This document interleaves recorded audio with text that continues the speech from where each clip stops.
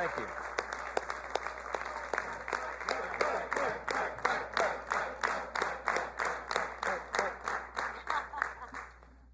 This is the vote tally card. We're going to frame this one, okay? 218, 214.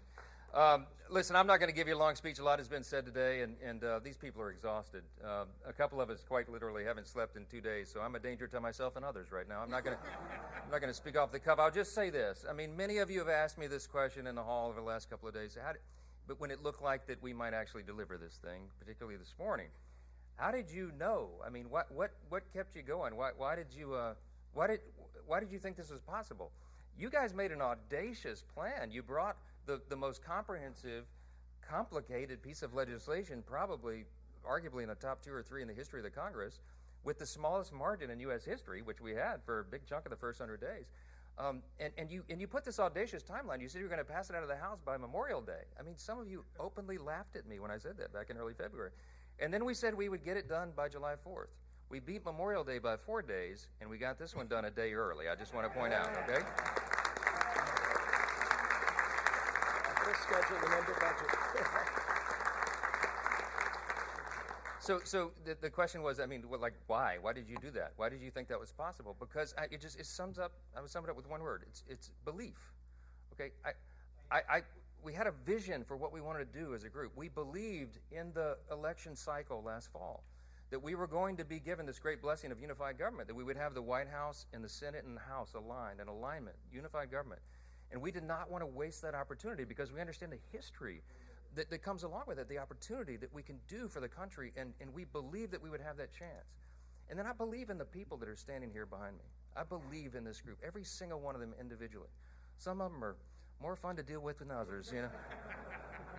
I mean that with the greatest level of respect. I love every single one of my colleagues. Even the ones I got to spend the more time with, right? Because everybody's here, their motive is right, their heart is right. They're trying to do right for their constituents. They're trying to serve the greatest nation in the history of the world that we're going to celebrate tomorrow. We don't take that lightly. I know their hearts, and I know what their skill sets are, and I know what they bring to the table, and I get up every day excited because I know that each of them are going to bring that to the table, and they're going to serve their constituents. You could not have a greater group of public servants than the people standing in this room right here. They will give their all for this country. And man, that's what the framers intended when they put this thing together 249 years ago. This is what it was about. So I believed in this vision. I believed in the group. I believe in America. I believe we have the greatest nation.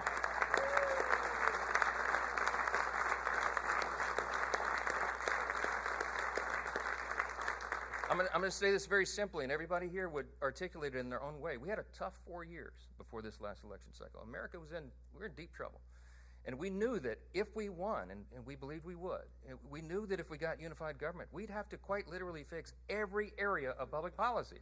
Everything was an absolute disaster under the Biden-Harris radical, woke, progressive Democrat regime.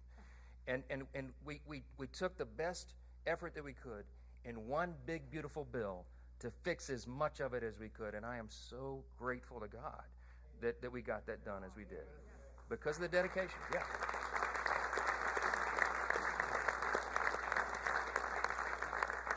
Lastly, it's no secret, I do believe in God. I believe in that motto that's up that I referenced in the floor speech a little while ago. I believe that is what has made our nation the greatest in the history of the world. And some people shake their heads and they think that's old-fashioned or something. That is a fact. When the framers put this together, they stepped out in faith. They did something that no nation had ever done before. The great statesman, philosopher G.K. Chesterton of Great Britain said, America is the only nation in the world that was founded upon a creed. And he said it's listed with almost theological lucidity or clarity in the nation's birth certificate, the Declaration of Independence. We hold these truths to be self-evident, that we recognize, we boldly proclaim the self-evident truth that our rights do not come from the government, they come from God himself. He's the one that gave us our rights. That's right.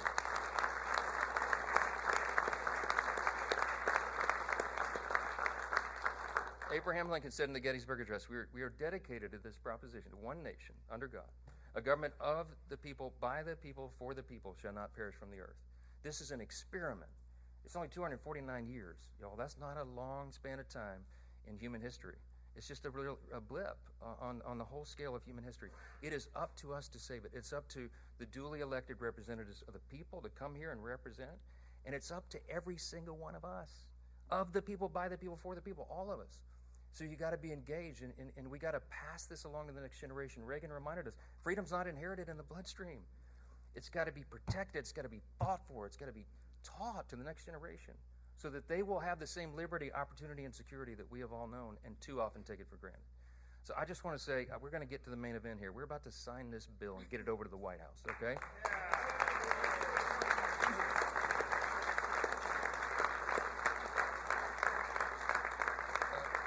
Some of these men and women have got to go catch flights and stuff. So we're going to sign this real quick, and I'll take a few questions. But I just want to say this: do not take for granted what we have been given.